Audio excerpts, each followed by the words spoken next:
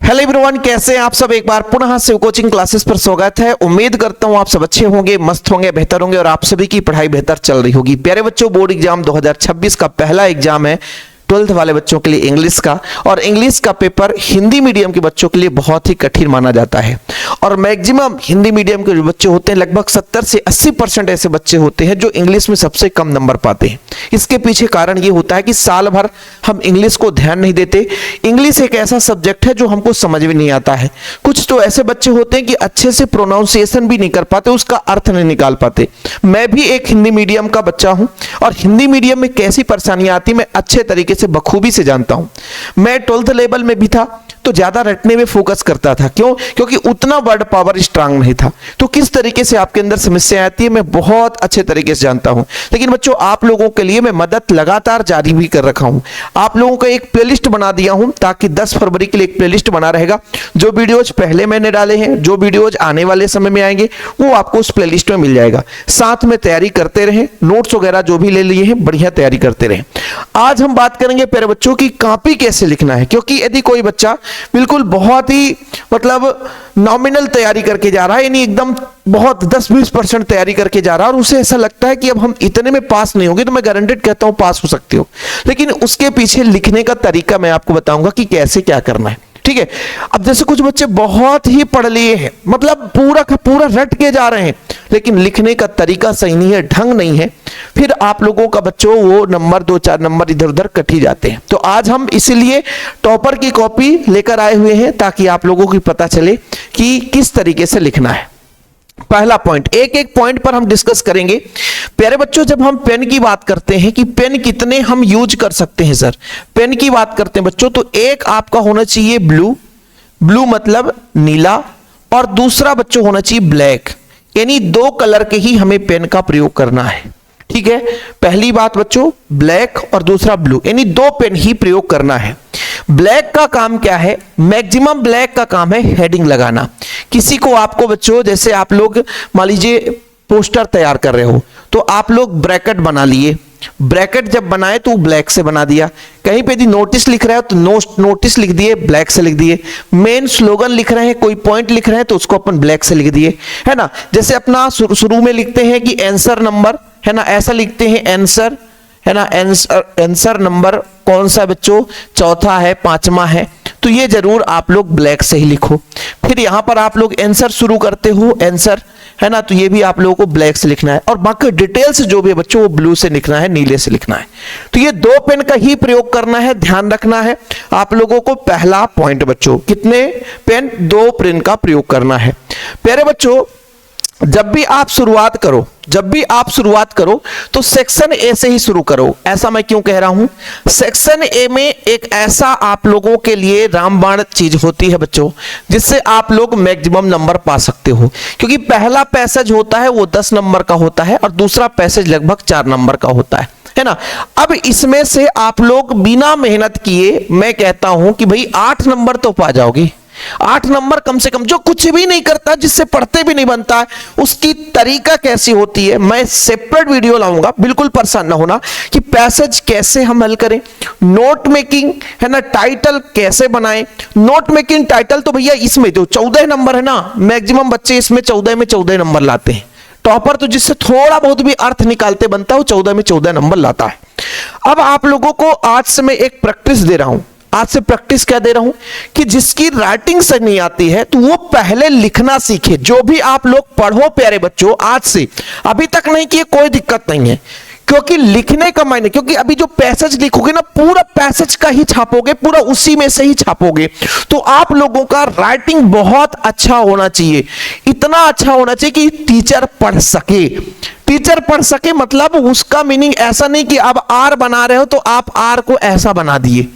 तो ये ध्यान रखना है प्यारे बच्चों। तो वर्ड यानी शब्द, देखो यदि आप लोग कॉपी लिख रहे हो तो बिल्कुल जरूरी नहीं है कि बिल्कुल जोड़ कर लिखो। यदि आप लोगों से अच्छे तरीके से आ रहा है तो ठीक है, नहीं जैसे मैं लिखता हूं एप्लीकेशन, तो APPLICATION, ये एप्लीकेशन। अब मैंने जोड़ कर नहीं लिखा, थोड़ा स्पेस दिया हूं हर मतलब अक्षर के बीच में, तो इससे क्या होता है, शब्द भी बड़ा हो गया, स्थान भी ज्यादा लिख लिया और अच्छा दिखता भी है। और जो टीचर है जो आपका कॉपी चेक करेगा वो भी सोचेगा हाँ भाई बंदा अच्छा है। तो पहला सेक्शन आपको करना है, पहला पॉइंट, पहला सेक्शन क्यों? क्योंकि उसी का आंसर उसी में रहता है। और आप लोग जब अच्छे तरीके से लिख देते हो तो जो आपका कॉपी चेक करने वाला मास्टर है ना वो भी सोच जाता है कि बच्चा अच्छा है, बच्चा अच्छा है। ठीक है, तो आप लोगों को भाई देखो, जब आप कोई काम करने जाते हो और शुरुआत में ही आपका मन अच्छा हो जाता है तो फिर आप उस काम को बड़े है ना अच्छे गहनता के साथ करते हो। जैसे किसी विद्यालय में गए, पढ़ाने गए हम, और यदि 2-4 बच्चे मतलब अच्छा रिप्लाई दे दिए तो मुझे भी लगता है कि हाँ भाई ये बच्चा अच्छा है, मतलब क्लास भी अच्छा है और बढ़िया, इनको हमको पढ़ाना चाहिए।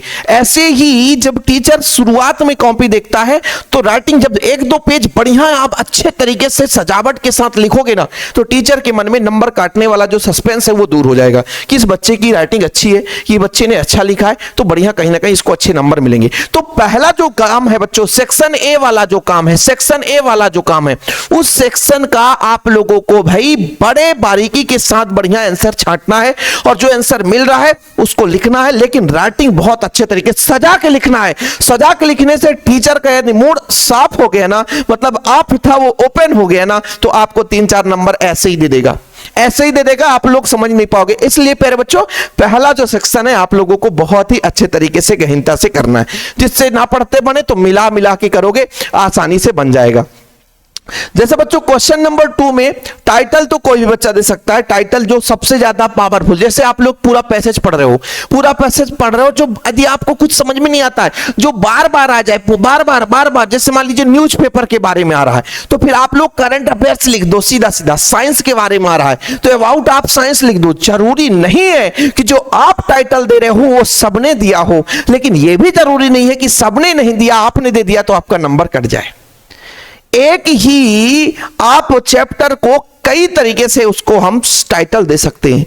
ये बिल्कुल आप संशय मत रहना कि हमने जो टाइटल दी है और उसने जो टाइटल दी है अलग अलग टाइटल, नंबर कट जाएंगे, नहीं। लेकिन हाँ रिलेटेड होना चाहिए। यदि साइंस के बारे में है तो साइंस के बारे में ही टॉपिक होना चाहिए, गेम के बारे में है तो गेम से ही संबंधित होना चाहिए कि इंपॉर्टेंस ऑफ गेम। और ऐसे ही विषय पर पूछ, जो अपना नोट मेकिंग और टाइटल मेकिंग रहता है बच्चों, वो ऐसे ही विषय पर आता है जो मतलब फैक्ट की बात होती है और जो एकदम है ना अपने जीवन दिनचर्या से जुड़ा हुआ होता है, जैसे गेम हो गया, साइंस हो गया, प्रदूषण हो गया, है ना, इस जनसंख्या वृद्धि हो गई, ऐसे संबंधित आता है। तो मैं आप लोगों को उस पर भी धीरे धीरे मैं तैयारी करा रहा हूं, है ना, धीरे धीरे आपके लिए क्लासेस आ रही हैं, बस एक भी क्लास मिस मत करना। पूरा 10 तारीख तक के अंदर ना हम इतने कंटेंट आपको देंगे कि याद करोगे कि शिव सर ने अंतिम समय में इंग्लिश में हमारी कैसे तैयारी कराई थी। तो प्यारे बच्चों ध्यान रखना, टाइटल आप अपने उसी में से जो बार बार मतलब शब्द आएगा उसी शब्द को उठाकर टाइटल लिख देना। अब बात आ जाती है नोट मेकिंग। नोट मेकिंग प्यारे बच्चों, नोट मेकिंग टाइटल मतलब कुछ भी आ जाए। जैसे मान लीजिए अपना क्वेश्चन नंबर 2 था, क्वेश्चन नंबर 2 में इसमें टाइटल लास्ट में दिया गया होगा, शायद लास्ट में दिया होगा। अब नोट मेकिंग में थोड़ा सा मैं आपको बता देता हूं इसमें कहां है नोट मेकिंग वगैरह। देखो नोट मेकिंग में क्या कैसे करना होता है, देखो नोट मेकिंग वैसे तो पैसा जो होता है तभी समझा पाऊंगा। नोट मेकिंग में आपको क्या करना है कि जैसे मान लीजिए तो 3 लाइन के बीच में से एक लाइन उठा लेना है, उसी का एक छोटा सा पॉइंट बनाना है और उन्हीं को तोड़ तोड़ के लिख देना है। फिर एक नीचे एक दो लाइन छोड़ दो, फिर एक पॉइंट उठा लो, फिर उसी 1-2 लाइन के बीच का पॉइंट लिख दो। फिर बच्चों 1-2 लाइन छोड़ दो, फिर नीचे का एक बड़ा पॉइंट ले लो जो ऐसा लगे कि हाँ ये बड़ा शब्द है, उसी के बारे में थोड़ा सा आप उठाओ, ऐसा समझ में आ जाएगा। जब मैं आपको पैसेज पढ़ाऊंगा समझाऊंगा, और उसी के बाद 2-3 पॉइंट लिख दो। नंबर टीचर दे देता है यार, इतना नहीं सोचता, जानता है कि हर बच्चा, हिंदी मीडियम के बच्चों के लिए ना टीचर भी दयावान होता है, बोलता है चलो यार बच्चे ने मेहनत की है और उसको नंबर देना चाहिए। तो इस तरीके से बच्चों आप लोग आसानी से पैसेज वगैरह कर सकते हो। क्वेश्चन नंबर 3 में आता है, देखो बच्चों क्या आता है, रिपोर्ट राइटिंग, है ना, रिपोर्ट राइटिंग आता है। रिपोर्ट राइटिंग आपसे नहीं बन रहा है, रिपोर्ट राइटिंग हमसे नहीं बन रहा है, क्या करें? रिपोर्ट राइटिंग हमसे बिल्कुल नहीं बन रहा है, एक भी शब्द नहीं बन रहा है, और 4 नंबर की बात है। 4 नंबर में आता है बच्चों, 4 नंबर में कहता हूं 2 नंबर आप पा सकते हो। बोले सर कैसे? आपके बुक में कुछ भी चीज यदि वो, जैसे मान लीजिए एनुअल फंक्शन के बारे में, एनुअल फंक्शन के बारे में आप लोगों ने कुछ भी पढ़ा है आज तक में कि एनुअल फंक्शन में होता क्या, यदि उसकी 1-2 लाइन भी लिख देते हो तो शुरू में लिख दो। जैसे आप लोग इंपॉर्टेंस ऑफ गेम के बारे में आ गया तो गेम आपके जीवन में किस तरीके से उपयोगी है, 1-2 लाइन तो लिख सकते हो। एनुअल फंक्शन में आप लोग लिख सकते हो कि एनुअल फंक्शन कब ऑर्गेनाइज हो रहा है, है ना, चीफ गेस्ट कौन हो रहे हैं, ठीक है, इसमें फंक्शन में कौन कौन से मतलब खेल होगी या मतलब एक प्रकार से रंगमंची कार्यक्रम होगा, 2-3 लाइन तो लिख सकते हो ना। और फिर द उठा के पैसेज का बीच का उठा के 2-3 लाइन छाप देना। फिर आप कुछ भी इंग्लिश का 2-3 लाइन उठाकर छाप देना। फिर लास्ट में 1-2 लाइन अपने हिसाब से लिखना। नंबर मिलते लेकिन पूरा नहीं मिलेगी, 4 में 4 नहीं मिलेगी, मैं कहता हूं 2 ही नंबर मिलेगा। लेकिन जो बच्चा बिल्कुल नहीं कर सकता तो इतना तो कर लेगा, और ऐसे में आपको नंबर मिल जाएंगे। कॉपी लिखते समय ध्यान रखना बच्चों, चाहे कम लिखो लेकिन काट पीट नहीं होना चाहिए। ये काट पीट ये गलत है। ये टीचर के मन में भाव ऐसा उत्पन्न कर देता है कि यार कहीं ना कहीं लड़का गड़बड़ कर रहा है। तो ये काट पीट आपका बिल्कुल नहीं होना चाहिए, काट पीट बिल्कुल नहीं होना चाहिए, ठीक है। ध्यान रखना, जो शब्द लिखो बढ़िया दूर दूर लिखो। ये भी टॉपर ये, और इन्होंने क्या किया है, पेंसिल लेकर के अंडरलाइन भी कर दिया है। मेन वर्ड को अंडरलाइन कर लिया, क्योंकि ये भाई टॉपर की कॉपी है, तो मतलब इसका मतलब वो अच्छे तरीके से, है ना, पूरा इंग्लिश उसको आती है। ऐसे तो नहीं कि टाइम पास करके चला जाए। हम जैसे हिंदी मीडियम में कमजोर छात्र होगा, वो कहीं ना कहीं एक एवरेज स्टूडेंट होगा, मतलब अच्छा इंग्लिश आती होगी उसको। आज भी हमारे ऐसे स्टूडेंट हैं जो हमसे ज्यादा इंग्लिश जानते हैं, क्योंकि हम हिंदी मीडियम वाले ठहरे। आज भी हमको कोई एक पैराग्राफ दे दे, बोले टोटल हिंदी कर दो, तो हमारे पास बस की बात नहीं है, क्योंकि हम ठहरे हिंदी मीडियम वाले, और हिंदी मीडियम ठहरे इंग्लिश की कभी मुलाकात ही नहीं हुई है। वो तो आप लोगों के लिए हेल्प करने के लिए चला जाता हूं। मैं फिजिक्स केमिस्ट्री मैथ के अलावा फुर्सत नहीं मिलती। तो प्यारे बच्चों, मैं इसलिए ये लॉजिक बता रहा हूं क्योंकि मैं जिस स्थिति से गुजरा हूं, मैं जानता हूं। मेरे 88 नंबर आए थे बाबू, मेरे 88 नंबर आए थे। हाँ, लेकिन क्वेश्चन आंसर मुझे कोई कहीं से पूछ लेता, क्योंकि क्वेश्चन जो रटना है तो रटना है, उसमें क्या है, मेरे फैक्ट की बात है भाई। हम गांव के रहने वाले हैं, गांव में हमें कौन सा टीचर है जो ग्रेजुएशन बता सम और सम का प्रयोग होंगे, यानी का प्रयोग नहीं हो। अरे भाई पता ही नहीं था ना, 10th हमने सीखा था बस, सम और यानी कहां प्रयोग करना, रटा मार रही है भैया। 10, 50, 100 एग्जाम्पल रट लिया था हमने कि हाँ, बस ये नहीं पता था कि सम का क्यों होता है, एनी का क्यों प्रयोग, सो दैट का प्रयोग होगा तो ऐसा क्यों होगा, ये नहीं पता था। लेकिन आज आपको सब कुछ पता है ना। चैनल में जाइए, ग्रामर पोर्शन में सेक्शन सी सेक्शन डी आपको रटना नहीं पड़ेगा, मैं आपसे कहता हूं, ठीक है। तो यहां से बच्चों, बाकी आप लोगों को मैंने एक लेक्चर कराया था कि लेटर ऑफ एप्लीकेशन, है ना, बाकी एडवर्टाइजमेंट वगैरह ये तो फैक्ट की बात है, ये तो आसानी से कर लोगे। फॉर सेल वगैरह देख लो किस तरीके से, है ना। देखो अब लोग कुछ कहते हैं ना कि सर फॉर सेल है, इसको हम क्या परीक्षा बोर्ड से कर लें तो नंबर मिल जाएगा, क्या सर हम परीक्षा अध्ययन से कर ले तो नंबर मिल जाएगा। ये चीज बच्चों आप खुद से कर सकते हो, इसमें कोई प्रतिबंध नहीं रहता है कि आप एडवर्टाइजमेंट कर रहे हो तो परीक्षा बोर्ड का लिखो, परीक्षा अध्ययन का लिखो। आप अपने मन से दिल खुल से जो भी आपके अंदर स्लोगन है वो चीज लिख दो, है ना। जो भी आप उसके बारे में जानते हो वो भी चीज लिख दो, कोई दिक्कत नहीं। यदि आपको टीवी बेचना है तो टीवी का मॉडल कुछ भी लिख दो, है ना। फॉर सेल का मान लीजिए कर रहे हैं तो टीवी का मॉडल कुछ भी कर दो, टीवी का कलर कुछ भी कर दो, प्राइस कुछ भी कर दो, डिस्काउंट कुछ भी कर दो, कॉन्टेक्ट नंबर कुछ भी डाल दो, नाम कुछ भी डाल दो, नंबर बराबर मिलते हैं। तो ये तो फोकट के नंबर, इसमें तो 4 में 4 आप लोग कर सकते हो, ठीक है। इसमें कोई समझाने वाली बात नहीं है। और बच्चों लेटर की बात करता हूं, जो फॉर्मल और इनफॉर्मल लेटर होता है, जहां से कोई भी बच्चा यदि 4 नंबर का आया है, फॉर्मल लेटर इनफॉर्मल लेटर, मैंने एक ऐसा वीडियो बनाया है जिसमें मैक्सिमम बच्चों ने रिस्पॉन्स दिया है कि भाई 4 नंबर का आया है तो किसी के बाप की औकात नहीं है कि 3 नंबर ना दे। 1 नंबर काट सकता बाकी 3 नंबर नहीं काट सकता। ऐसा मैं ट्रिक बताया हूं बच्चों कि 3 नंबर किसी की औकात नहीं कि काट ले, 3 नंबर देना ही देना है। 1 नंबर कट सकता है, वो भी बीच में जो अच्छे तरीके से लिख दिया उसको भी पूरा का पूरा मिल सकता है। तो प्यारे बच्चों, ये थोड़ा सा मैं जो स्ट्रेटजी बता रहा हूं, आप लोगों को जाकर के चैनल में विजिट करना है, प्लेलिस्ट विजिट करना है। 2026 का प्लेलिस्ट है, आप लोग जाकर देखिए कि सर ने क्वेश्चन दिए हैं कि नहीं दिए हैं, इस कराया कि नहीं कराया, जाकर देखो कैसे करना है।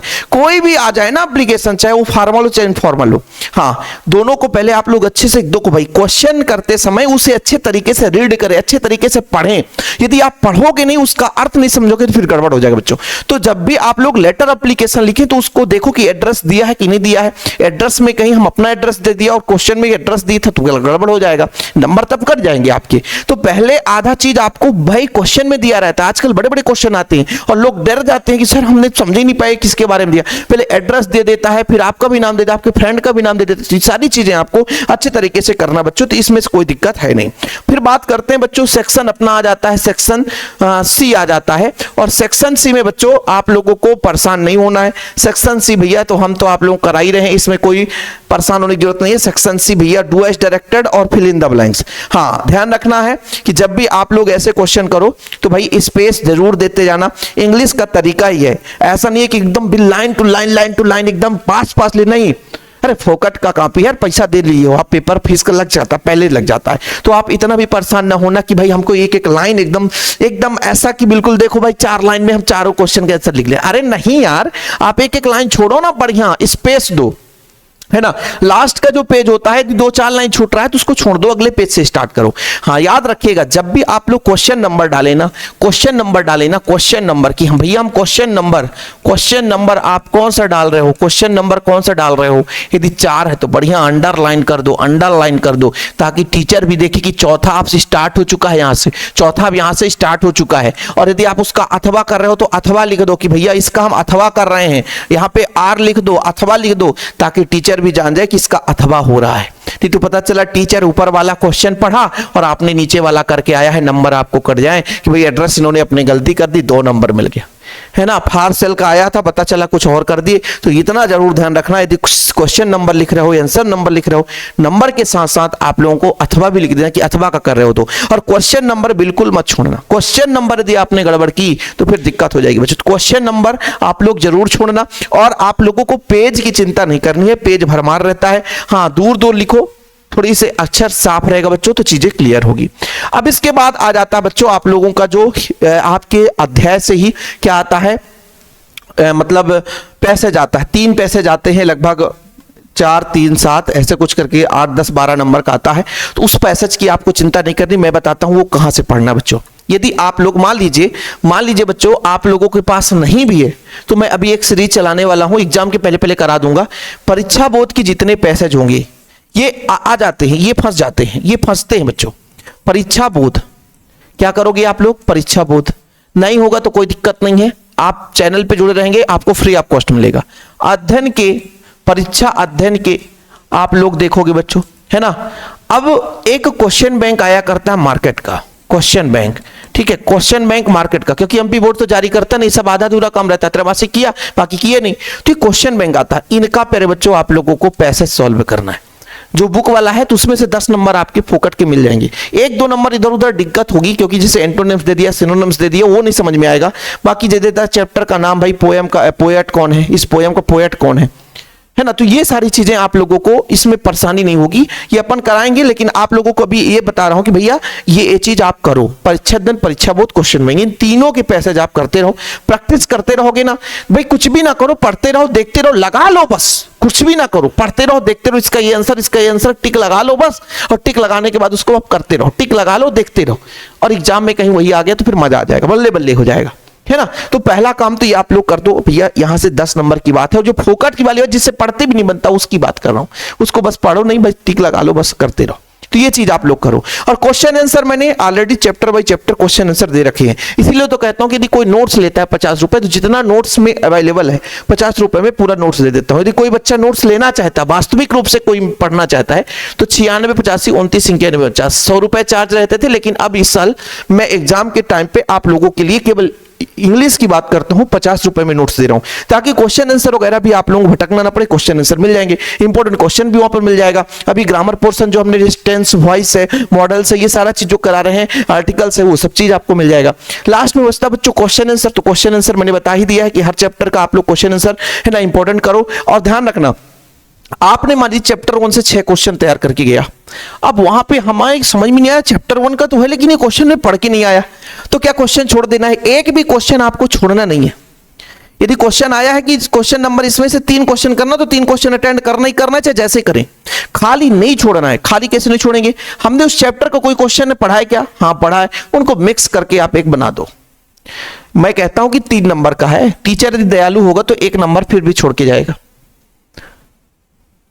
जो बहुत ही कंजूस होगा, जो बहुत ही निर्दयी होगा, जो हिंदी मीडियम के गरीबों के बच्चों की कहानी नहीं समझता होगा, वो वास्तव में पूरा का पूरा काट लेगा। लेकिन यदि जो दयालु टीचर फंस गया ना, है ना, बहुत लोग ममतामयी टीचर होते हैं यार, 90% अच्छे टीचर होते हैं, 90% वो स्थिति को जानते हैं कि बच्चा कमजोर रहता है, हिंदी मीडियम का गांव का बच्चा बहुत कमजोर रहता है इंग्लिश में, तो भाई वो जरूर आपको 1 नंबर थमा देंगे। तो ऐसे में बच्चों मान लीजिए 10 प्रश्न आपने ऐसे कर दिए, 10 नंबर मिल जाएंगे, तो एक भी प्रश्न आपको छोड़ना नहीं है।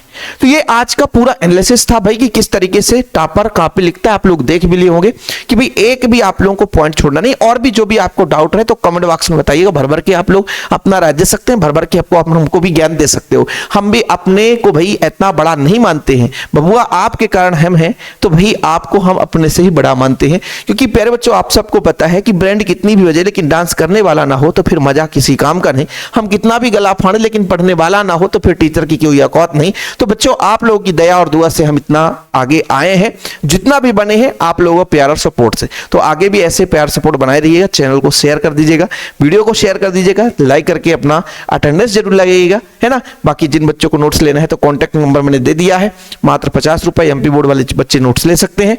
तैयारी करते रहे। फिलहाल अभी के लिए इतना ही। जय हिंद, वंदे मातरम।